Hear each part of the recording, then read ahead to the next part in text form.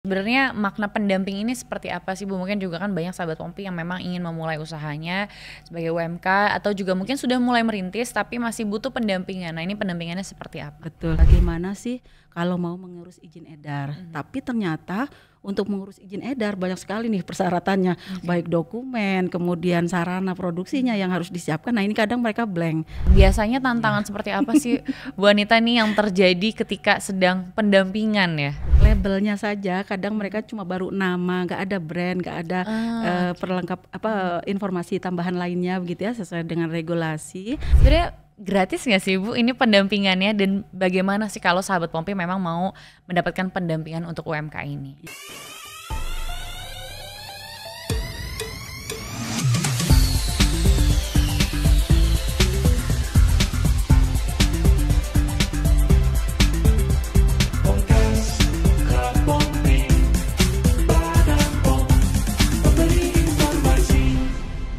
Hai sahabat Pompi, kembali lagi yang pastinya di podcast Klub Pompi. Dan seperti episode-episode sebelumnya, kita banyak banget bahas hal-hal yang seru ya. Dan tentunya hari ini juga Ayah akan ketemu lagi dengan narasumber-narasumber yang luar biasa. Dan kalau mungkin biasanya sebelumnya kita ini bahas mengenai makanan misalnya gitu kan, terus juga nutrisi yang terkandung dalam makanan, terus juga bagaimana mengolah makanan.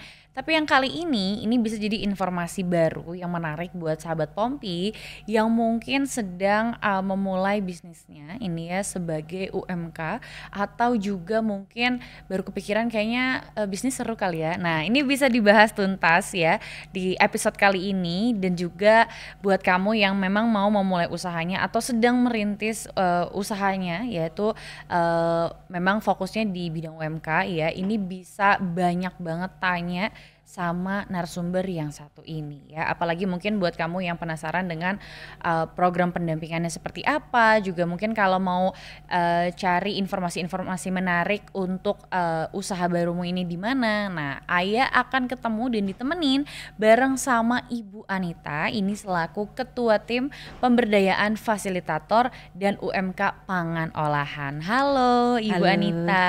Selamat pagi, Mbak. Pagi, selamat datang di podcast Klub Pompi ya Bu.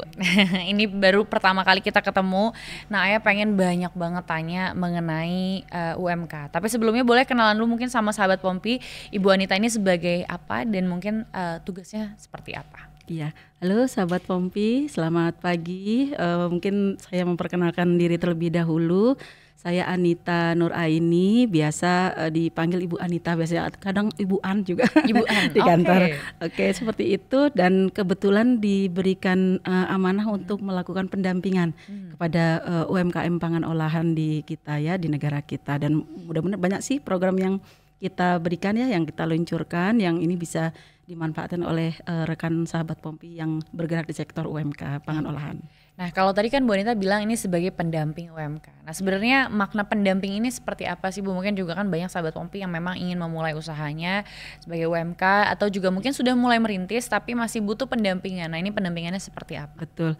Kalau kita melihat kepada definisinya ya, sebenarnya pendampingan itu jauh lebih intensif lagi dari sekedar melakukan edukasi.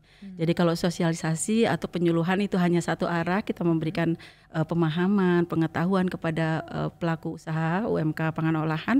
Tetapi kalau pendampingan itu sampai benar-benar intensif. Kadang kita masuk ke datang ke sarananya, visit, kita berikan informasi ini baiknya seperti ini, ya ada solusi, ada opsi seperti itu, sampai kepada dari mulai menyusun dokumennya. Kadang mereka nggak ada tuh yang paham membuat diagram alir itu seperti apa gitu ya, kadang apalagi yang startup gitu ya.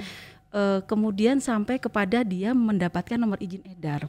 Kalau kita bicara ke usaha mikro kecil itu ya boleh dibilang mungkin ya pemahamannya belum banyak untuk ke arah sana, sehingga dibutuhkan pendampingan yang lebih intensif kepada mereka, bahkan one on one, jadi langsung satu-satu ke sarana UMKM-nya seperti itu. Berarti bahkan dari hal paling mendasar sampai prosesnya sampai UMK ini lahir bahkan ya Bu ya. Betul, sampai punya izin edar produknya. Sampai punya izin edar. Tapi ketika memang mereka sudah dapat izin edar, ini mungkin masih bisa dapat pendampingan setelah itu atau? Ya, karena bentuk pendampingan di kita banyak ya, tidak hanya meningkatkan pengetahuan sampai pada izin edar, tapi sampai ke pengembangan pemasaran. perusahaannya. Jadi kita bekerjasama dengan kementerian lembaga lain untuk bisa membantu bagaimana binaan kita ini tidak hanya menghasilkan produk yang aman, punya izin edar, tapi juga bisa ya istilahnya perluasan area pasarnya ya, domestik ataupun internasional seperti itu. Oke, berarti pendampingan ini kan bahkan sesuatu hal yang sangat penting nih ya bagi pelaku usaha yang memang mau memulai atau mungkin bahkan juga memang belum tahu caranya untuk memulai seperti apa. Nah, tapi selain karena bisa memberikan informasi, ini karena apalagi sih Bu untuk UMK ini kok harus ada pendampingan nih? Ya, manfaatnya apa lagi? Manfaatnya banyak sekali. Yang pertama tadi ya, bisa jadi mereka awam sama sekali belum tahu, maka ini kita edukasi dengan penyuluhan, dengan sosialisasi seperti itu. Baru next stepnya mereka kita kenalkan bagaimana sih kalau mau mengurus izin edar. Tapi ternyata untuk mengurus izin edar banyak sekali nih persyaratannya, baik dokumen, kemudian sarana produksinya yang harus disiapkan. Nah ini kadang mereka blank, belum dapat informasi seperti apa. Nah dari kita tim kami baik yang di pusat maupun yang di unit pelaksana teknis di daerah begitu ya, sudah punya program rutin pendampingan yang mana ini bisa menjadi salah satu wahana atau channel bagi UMKM tadi bisa melek ya istilahnya melek nomor izin edar supaya mereka nanti bisa mengedarkan atau memperjualbelikan produknya dengan aman. Dengan aman itu artinya memenuhi ketentuan. Seperti itu. Oke, berarti memang dibantu dari awal ya Ibu sehingga mendapat izin edar itu. Dan juga kalau misalnya pendampingan ini bentuknya apakah sebulan sekali, 3 bulan sekali, atau seperti apa biasanya? Iya, program pendampingan ini ada macamnya, ada beberapa ya. Yang pertama memang kita lakukan pendampingan secara langsung dari petugas UPT, tetapi ada juga yang pendampingan dengan perpanjangan. Jadi ada SDM eksternal dari Badan POM yang sudah kita latih, kompetensinya sudah kita tingkatkan, dan ini menjadi perpanjangan tangan kita melakukan pendampingan ke UMKM. Salah satu contohnya kami bekerjasama dengan Ormas, organisasi masyarakat dan juga asosiasi. Kader dari mereka kita latih untuk kemudian mereka mendampingi UMKM. Kemudian yang kedua dari Civitas Akademika khususnya perguruan tinggi, ada sekitar 20 perguruan tinggi saat ini yang bergabung bersinergi dengan Badan POM. Mahasiswanya yang di semester akhir 5 atau 6 gitu, itu tergabung dalam program Pangan Aman Goes to Campus, yang mana salah satu bentukannya adalah mereka terjun ke UMKM, ada experience, ada skill yang kita bekali ke mereka untuk mereka juga mendampingi UMKM. Jadi secara tidak langsung ini justru menjadi exit point bagi Badan POM bagaimana memperluas cakupan pembinaan kita ke UMKM. Oke, berarti memang pembinaan UMKM ini tidak hanya terjadi pada pelaku usahanya, tapi juga mungkin tadi datang ke ormas, ya lalu juga ke mahasiswa yang mungkin juga bisa akhirnya jadi pendamping bagi UMK itu tersebut ya Bu ya. Oke, berarti kalau memang secara keseluruhan tadi kan Bu Anita jelaskan pendampingannya seperti apa, mulai dari awal hingga akhirnya mendapatkan izin edar, lalu juga ada pendampingan tambahan setelah itu, terusannya seperti apa gitu kan. Nah, berarti Bu Anita nih udah banyak tahu nih biasanya keluhan-keluhan yang dirasakan sama pelaku UMK ini seperti apa. Nah, biasanya tantangan seperti apa sih Bu Anita nih yang terjadi ketika sedang pendampingan ya? Betul. Ya, pada saat kita mengedukasi atau pada saat kita melakukan pendampingan biasanya keluar curol-curolnya gitu ya. Curhatnya gitu ya dari UMKM itu banyak sekali yang mereka mungkin juga tidak tahu cara produksi yang baiknya seperti apa sesuai ketentuan gitu ya. Kemudian labelnya saja kadang mereka cuma baru nama, nggak ada brand, nggak ada perlengkap informasi tambahan lainnya begitu ya sesuai dengan regulasi. Atau juga kadang mereka produk saya ini kemasannya apa ya yang cocok, itu mereka kadang suka nggak punya informasi, akses informasi ke arah sana. Jadi kita dampingi, oh ibu produknya kan kriuk, kering dan lain sebagainya, yang ini harus pakai kemasan yang seperti ini. Jadi kita berikan opsi tadi, termasuk kalau memang mereka mau tadi ya izin edarnya, image-nya di UMKM itu mengurus MD sulit. MD, BPOM MD sulit. MD itu mohon maaf? Makanan dalam negeri. Jadi izin edar untuk produk yang dihasilkan di dalam negeri. BPOM RI MD seperti itu. Sudah kebayang pabrikan besar. Padahal sekarang MD itu juga bukan sekarang ya, dari beberapa tahun yang lalu pun sudah kita perkenalkan bahwa UMK usaha mikro kecil pun bisa dapat MD dengan kondisi yang mereka miliki gitu ya, sepanjang memenuhi ketentuan syarat keamanan pangan itu sudah juga bisa. Oleh karena itu pendampingan kita justru lebih terasa ke usaha mikro kecil ini, bagaimana mengangkat rekan-rekan UMK kita untuk bisa mendapatkan nomor izin MD. Jadi nggak melulu usaha mikro kecil kita itu punya nomornya SPP IRT saja gitu. Harus bisa meningkat kembali, meningkat gitu dan seterusnya seperti itu. Oke, berarti memang biasanya tantangan-tantangan yang dirasakan oleh pelaku UMK ini memang bahkan hal-hal yang sebenarnya sepele tapi ternyata memang mereka belum tahu ya Bu ya bagaimana mengatasinya. Nah mungkin Bu Nita punya perbandingan khusus nih atau yang secara signifikan ketika melihat ada UMK yang melangsungkan usahanya tanpa pendampingan dan juga dengan UMK yang melangsungkan usahanya dengan pendampingan. Ini perbedaannya apa Bu? Ya, kita pernah ada kajian tapi memang sudah agak lama ya. Kita membandingkan antara yang secara mandiri dia melakukan katakanlah mengurus izin edar dengan yang kita dampingi. Kalau yang kita dampingi itu bisa sebulan 2 bulan pun sudah selesai. Kenapa? Karena tadi ada percepatan pendampingan intensif di sarana produksi sehingga bisa menyiapkan si UMK ini tahu saya kalau proses produksi harus seperti apa untuk menata sarana produksinya. Kemudian dokumennya apa? Itu sampai didampingi menyusun SOP, formulir dan lain sebagainya ya yang menjadi persyaratan untuk mendaftar. Akhirnya ini bisa kita percepat dengan adanya pendampingan tadi. Jadi kalau mungkin bicara membandingkan antara yang dengan didampingi dengan yang tidak, sudah pasti yang didampingi jauh lebih cepat untuk mendapatkan hasil akhirnya gitu ya. Oke, berarti memang selain mungkin ketidakpahaman juga mungkin ibarat ini ya Bu, ibarat buat skripsi ya. Kalau memang ada pendampingnya tuh mungkin ada sesuatu yang ketika direvisi bisa langsung diperbaiki lagi gitu ya Bu ya. Kalau misalnya tanpa pendampingan itu mungkin agak susah, mungkin agak kesulitan dengan hal-hal yang memang tidak diketahui oleh para pelaku ini. Nah, tapi kalau tadi kita udah ngobrol dari awal pendampingannya seperti apa, lalu juga kelebihannya seperti apa. Ini mungkin kayaknya pertanyaan yang simple yang ditanyakan oleh sahabat Pompi semua. Sebenarnya gratis nggak sih Bu ini pendampingannya dan bagaimana sih kalau sahabat Pompi memang mau mendapatkan pendampingan untuk UMK ini? Ya, ini mungkin pertanyaan besar juga yang sering dilontarkan ya oleh UMK dampingan kita. Di awal mereka sudah takut duluan berapa sih yang harus saya keluarkan. Karena image-nya di lapang Mbak Aya ada fasilitator atau ada pendamping yang memang memasang tarif yang kita ya bukan dampingan BPOM ya fasilitatornya, tetapi biayanya itu sampai ratusan juta katanya gitu ya. Itu kita dapatkan sendiri informasinya dari UMK. Tetapi untuk pendampingan yang dilaksanakan oleh Badan POM ini itu free of charge. Jadi tidak ada biaya sama sekali yang harus dikeluarkan oleh UMK untuk mendapatkan pendampingan ini. Yang mungkin biaya dikeluarkan oleh UMK adalah memang kaitannya dengan tanggung jawab mereka, misal mengujikan produknya seperti itu. Tapi ini pun sudah didampingi oleh UPT. Jadi kalau menjadi pendampingan UMKM pendampingan UPT, ini sudah difasilitasi pengujian di Balai Besar Balai POM setempat begitu. Jadi relatif boleh dibilang malah nggak ada pembiayaan untuk pengujian tadi seperti itu. Jadi memang kadang menyeramkan ya mungkinnya buat UMK ini di mana baru mau mulai tapi ada yang namanya pendampingan. Ini rasanya kan kayak mau ikut les mungkin ya Bu ya kan biasanya les gitu kan atau misalnya private apa gitu kan biasanya ada harga yang harus dibayarkan tapi ternyata ini free ya Bu ya gratis. Nah mungkin buat sahabat Pompi kalau mau ikut pendampingan ini caranya seperti apa Bu?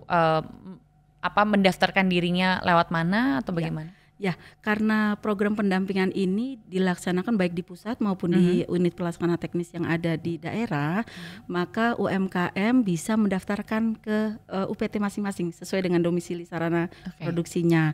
Mendaftarkan saja, nanti biasanya langsung dipandu apa yang menjadi kebutuhan dari UMKM tersebut. Karena kadang sikonnya agak beda nih, ada yang datang sudah punya dokumen, ada yang datang nol sama sekali gitu ya, tentu nih akan dimasukkan ke dalam kelas-kelas pendampingan sesuai dengan kebutuhan mereka dan itu free of charge gitu.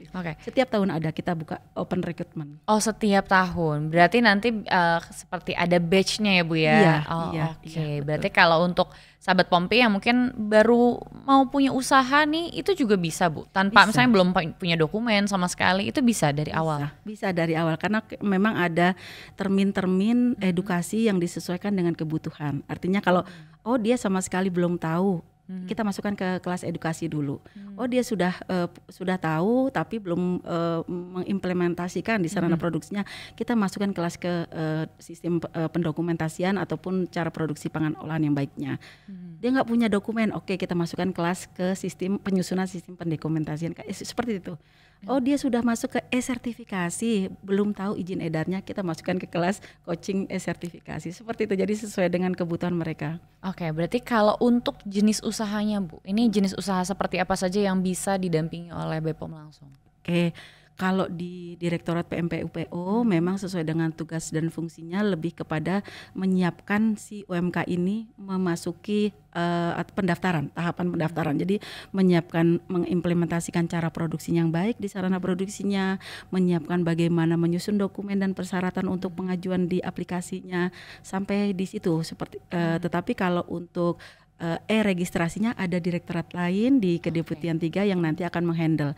Ada aliran data dari pendampingan di Direktorat PMPU untuk kita berikan kepada direktorat lainnya yang akan menindaklanjuti tahapan tadi. Oke, berarti dari direktorat lainnya nanti dilanjutkan lagi, dibantu itu pun didampingi ya Bu ya semuanya? Iya, ada pendampingan fasilitatornya. Tapi kalau jenis usahanya misalnya apakah itu terbatas hanya boleh makanan jenis seperti apa atau hanya boleh usaha apa, mungkin itu bagaimana Bu? Ya, kalau dari produk kita tidak membatasi, yang pasti dia pangan olahan terkemas, tahan lebih dari 7 hari, nah itu bisa didaftarkan dan tidak di dapur keluarga untuk proses produksinya. Karena kalau dapur keluarga ya sahabat Pompi mungkin sudah tahu ya, kalau untuk proses produksi yang berlokasi di dapur keluarga nomor izin edarnya SPPIRT dari Dinas Kesehatan atau OSS ya. Sedangkan untuk yang MD ini untuk yang proses produknya sudah di luar atau terpisah dari dapur keluarga, segala macam pangan olahan terkemas. Oke, terpisah dari dapur keluarga itu apakah selain tempatnya itu ada juga kuantitinya Bu? Misalnya minimal kuantiti berapa baru itu bisa dianggap sebagai MD lalu bisa ikut serta dalam pendampingan ini atau bagaimana? Oke, kalau dari kapasitas produksi tidak ada pembatasan. Yang pasti kalau dia mau mengurus ke MD dengan kategori atau kriteria tadi itu bisa. Jadi tidak ada batasan skala produksi, tidak ada batasan jumlah karyawan ya. Satu pun kita dampingi. Gitu. Jadi satu pun single factor kan banyak ya, usaha mikro kecil kita hanya 1 atau 2 gitu karyawannya, itu juga kita dampingi. Oke, nah saya penasaran nih Bu, kalau misalnya pendampingan ini dilakukan, itu pendampingannya dilakukan hanya kepada pemilik bisnisnya, pemilik UMK-nya, atau ketika nanti misalnya pemilik UMK sudah punya dapur sendiri nih, apakah itu juga karyawan-karyawannya didampingi atau prosesnya seperti apa? Mungkin sahabat Pompi pengen tahu secara gambaran kasar prosesnya nanti akan seperti apa, selain ada edukasi, mungkin ada coaching kliniknya, apa mungkin juga datang ke tempat kita lalu diinformasikan tentang bahan seperti apa atau alat seperti apa saja yang tidak boleh digunakan ketika produksi atau bagaimana? Iya. Kalau terkait dengan edukasi ataupun pendampingan, memang awalnya kita ke pemilik sarana UMKM ataupun orang yang diserahkan atau ditunjuk menjadi penanggung jawab produksi seperti itu, karena kan mereka mungkin leadernya di usaha tersebut. Tetapi next stepnya adalah kita juga mencerdaskan karyawannya. Kenapa? Karena justru karyawan inilah yang punya kunci dalam menghasilkan produk yang aman. Jadi mereka juga harus dicerdaskan, punya persepsi yang sama dengan praktek keamanan pangan dengan pemiliknya. Jadi sama-sama punya tanggung jawab tadi untuk menjaminkan produknya aman, seperti itu. Nah, bentuk kegiatannya banyak. Kita ada yang dalam bentuk webinar ya, online bisa diakses kapan saja oleh siapa saja di mana saja. Atau untuk program yang tadi Pangan Aman Goes to Campus, mahasiswanya itu melakukan edukasi di sarana produksi yang diikuti oleh seluruh karyawannya. Seperti itu. Jadi biar sama-sama memiliki pengetahuan terkait dengan prinsip keamanan pangan. Oke, berarti kalau misalnya Ayah datang sebagai calon pemilik UMK nih Bu, itu apa saja sih yang harus disiapkan hingga bisa mendapatkan pendampingan? Oke, yang pasti siapkan niat. Siapkan diri. Ya. Kalau belum ada niatnya ini susah ya. Ternyata belum sih, nggak pengen ya, nggak bisa. Apalagi kalau masih galau-galau gitu ya. Iya. Saya mau produknya apa? Itu agak susah. Kenapa? Karena pendampingan kita sudah langsung merujuk produknya apa, skala risikonya seperti apa. Nanti didampingi dalam bentuk apa gitu. Oke. Jadi based on awalnya, kalau nggak punya niat, kemudian belum punya bayangan produknya apa, itu susah ya kayaknya mau Betul, diomongin betul, apa gitu kan. Nah jadi sahabat Pompi kalau sudah ada produknya, sudah tahu market pasarnya ke segmen yang mana, konsumen gitu ya, kemudian mungkin proyeksi ke depannya mau seperti apa, mau yang di skala rumah tangga atau agak besar ke arah MD misalkan seperti itu, nah nanti ini akan kita dampingi sesuai dengan kebutuhannya seperti itu. Yang lainnya mungkin selain niat adalah apa ya, tanggung jawab ya, komitmen, karena kita berharap di awal kita dampingi itu kita menarik komitmen kepada UMKM-nya untuk ikut semua tahapan, jangan berhenti di tengah jalan, nanggung kasihan gitu ya. Betul. Jadi harus sampai terakhir supaya manfaatnya dirasakan sampai terbit nomor izin edarnya seperti itu. Jadi mudah ya kayaknya, niat, komitmen, udah itu aja. Sudah ya, yang penting disediakan waktunya ya sahabat Iya. Pompi ya untuk melakukan pendampingan ini. Dan berarti BPOM ini menyediakan pendampingan dari awal hingga selesai, tapi tidak termasuk dengan ide menentukan jualan apanya ya Bu ya. Ya, Itunya betul. nggak bisa, itu harus datang dari pemilik UMK-nya sendiri ya. Jadi dari sahabat Pompi harus tahu dulu mau punya usaha apa, mau jual apa, nanti itu bisa langsung dibantu sama pendampingan dari BPOM ya Bu ya Betul berarti. sekali. Nah kalau misalnya semua sudah dilakukan, itu biasanya mungkin ada kisaran waktu berapa lama Bu dari yang awal banget nih, dari yang nol banget, yang hanya memiliki niat saja, ini pendampingannya biasanya berapa lama hingga izin edarnya keluar? Ya, ini kecepatannya kembali lagi tadi ya kepada si pemilik UMKM-nya. Mau cepat hayu, mau agak lambat ya monggo gitu ya. Yang pasti kita pendampingan itu kita intensifkan 3 sampai 4 bulan. Untuk ke arah MD ya. Jadi itu dengan asumsi kriteria awalnya sudah punya produk, kemasan gitu ya, walaupun mungkin kemasannya belum sesuai, kita akan perbaiki sambil pendampingan. Kemudian dia sudah punya NPWP sih, harapannya seperti itu ya, NIB dan NPWP. Tapi kalaupun itu belum, kita dampingi karena ini prosesnya cepat, jadi gak usah takut ya. Untuk persyaratan lainnya mudah, insya Allah seperti itu.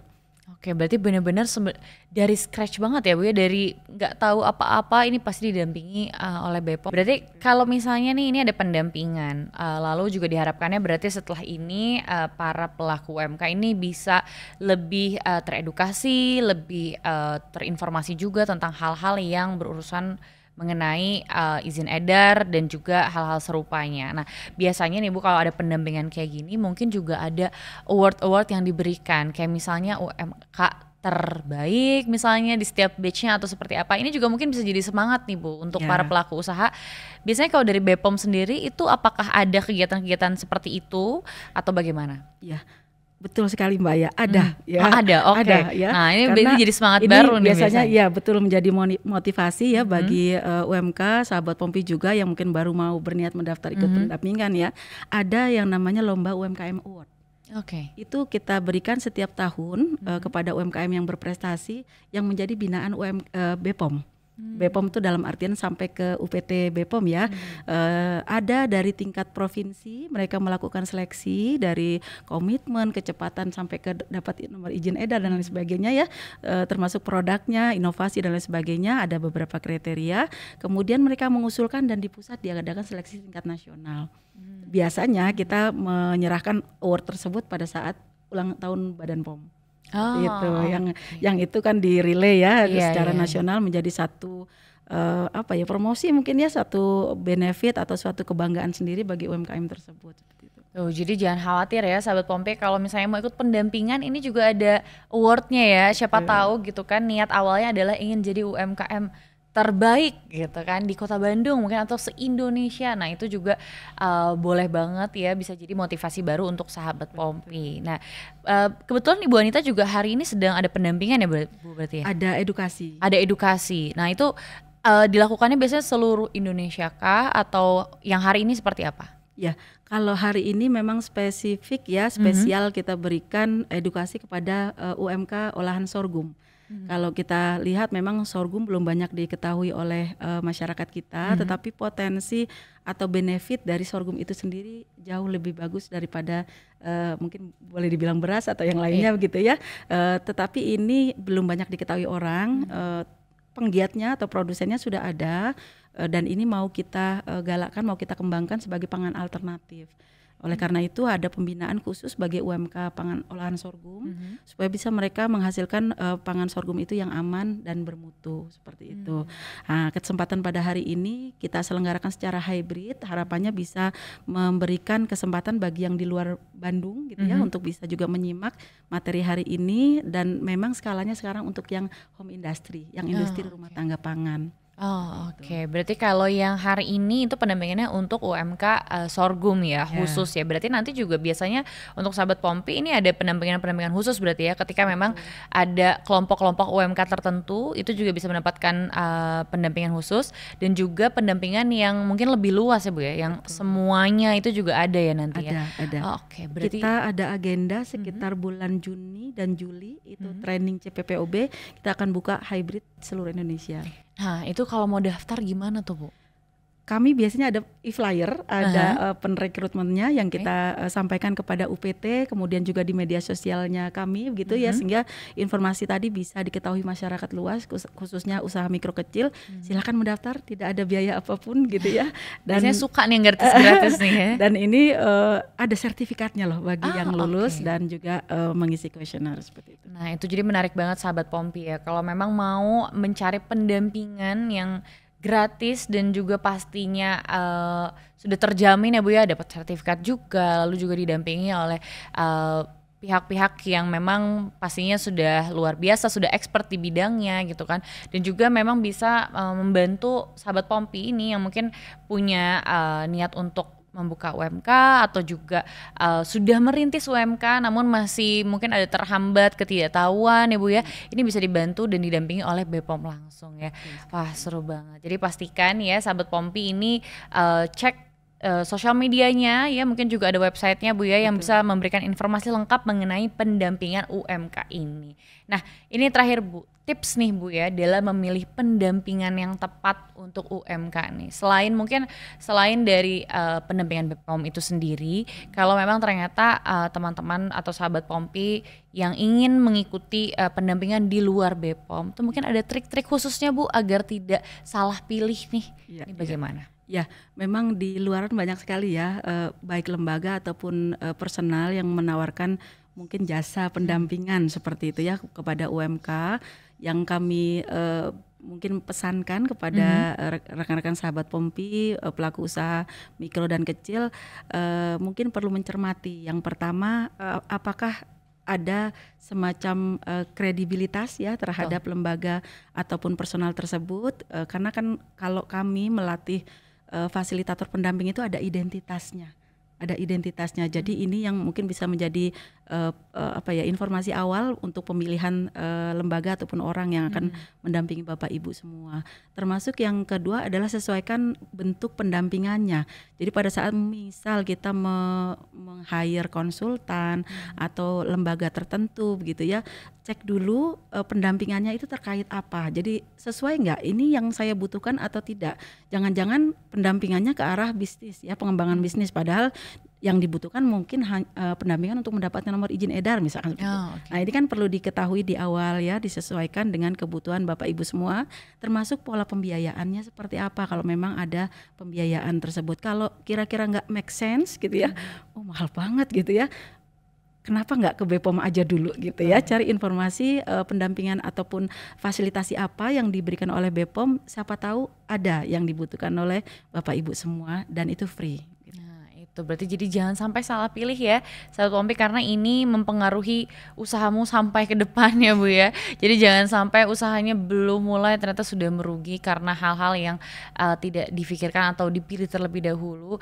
Kalau Ayah minta 3 kata Bu, ini untuk seberapa penting atau kenapa sih para pemilik UMK ini harus mengikuti pendampingan dari BPOM? 3 kata apa aja Bu? Maju, sukses, oke.